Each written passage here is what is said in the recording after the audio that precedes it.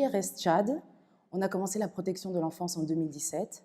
Et ce qu'on fait dans la protection, c'est la prévention. Pour le cas du Tchad, les risques auxquels les enfants font face, et spécialement les filles, parce qu'on porte une attention particulière pour elles, ce sont la question du mariage précoce, le mariage forcé, les mutilations génitales féminines, par exemple. Ce sont des pratiques qui sont interdites ici au Tchad.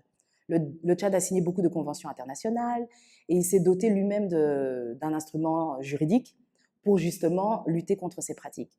Mais dans les faits, comment est-ce qu'on peut, puisque tout ça est interdit, les gens le savent, les gens continuent à pratiquer mais d'une manière beaucoup plus confidentielle et discrète, et même nos mobilisateurs et nos points focaux qui sont de la communauté, ils sont dans une situation qui est difficile parce qu'ils nous aident dans ce travail-là, mais comment ils vont pouvoir dénoncer finalement leurs frères, leurs sœurs, leurs parents qui pratiquent. L'autre challenge, c'est la personne qui est victime, donc l'enfant qui est victime, sa parole n'est pas tellement libre.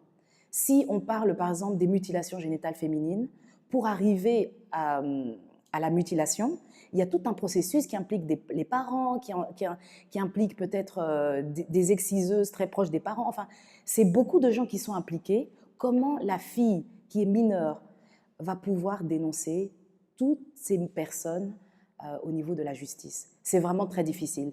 Or, la mutilation génitale féminine, c'est du pénal. Donc, c'est l'État qui devrait se mettre à l'avant pour dire que la société n'accepte pas ce genre de comportement.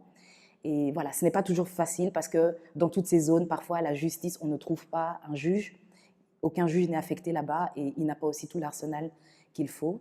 Le Tchad aussi a signé toutes ces conventions internationales, mais c'est difficile de faire appliquer là où des gens sont convaincus que c'est des pratiques qui doivent continuer. Si une femme ne témoigne pas de quelque chose comme ça, c'est seulement elle qui peut le faire et qui peut convaincre peut-être les autres mamans de ne plus continuer à pratiquer. Donc, on continue avec les sensibilisations et je pense qu'il faut continuer parce que le changement de comportement prend du temps et on a besoin de beaucoup d'années pour observer un recul de la pratique.